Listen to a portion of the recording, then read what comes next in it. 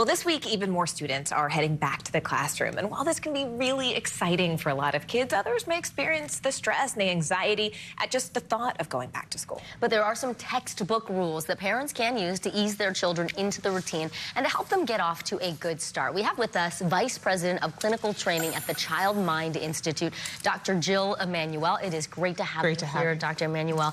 So first, let's just start with the root causes, right? What are some of the things that can cause kids some stress and anxiety, and what are the best ways we as parents can help them? Okay, and let's frame it as terms of going back to school, since we're talking about that. Transitions are a huge source of stress for kids. They really, going from one routine to another. A lot of kids, some can roll with the flow, but others can't.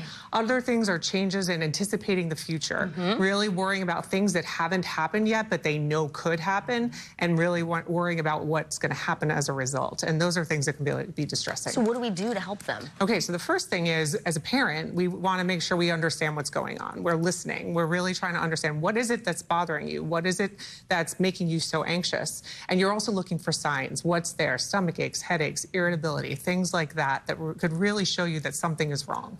You know, it's interesting because you talk about the signs that kids may face, but a lot of this, parents can feel anxious too, knowing that their children are experiencing this level of turmoil. What can we as parents do to manage ourselves? Yes, one might argue parents actually are more anxious. Yes, I would argue. I feel like But as parents, I think the first thing to get hold of your own anxiety. Really think about, what is making me anxious? What can I do to help myself calm? And then you can work with your kids. Think about the transitions you're going through the entire school year. Here we go. Okay, we're doing this again. Things are happening. I've got to get my kid ready. And then again, help your kid to cope. Think about the coping skills that they can use to manage their anxiety. Work with them to help them. Something that you mentioned during the commercial break is saying yes and. So recognizing how your kids feel and then saying and. Give us some examples. Like if your kid's like, I'm just really worried. What if we get a lot of homework? Or what if nobody wants to be friends with me? What do you say to that? Right. I hear that you're feeling really anxious. And I'm wondering if that's something that you're feeling right now because it's happening right now, or is it happening in the future? And so you can say, or yes, and I see you're having trouble dealing with your headache or something like that. And I know that you're going to feel better if you can breathe and help yourself. Got it. That kind of thing. I feel like some kids may almost just find themselves frozen, and really just the idea of going to school at all is something that fills them with terror. What can we do if our child is one who is just trying to avoid that process entirely? Right, so avoidance is a big part of this time of the year. So there's different things we can do. First of all, you may want to take your kid to school early, have them go through the routine of what's going to happen, bring them to the bus stop, make sure that they know what's going to happen. You may have them meet with the teacher ahead of time, if that's even possible, to say, here's your teacher, this is what, what's going to happen this year.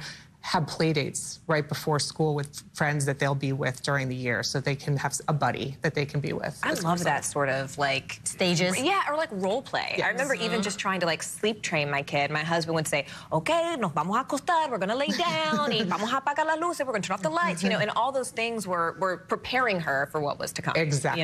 Yeah, that helps a lot. We did that with going to the dentist so that they know what's to come.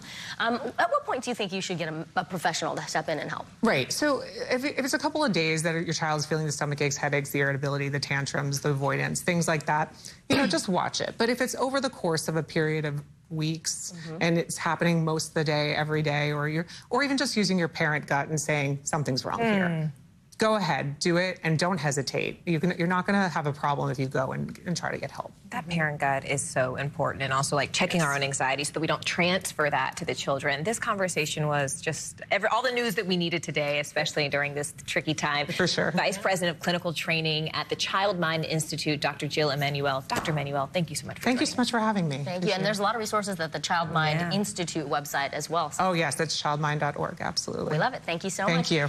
And stay with us. Much more news ahead. You are watching NBC News Daily.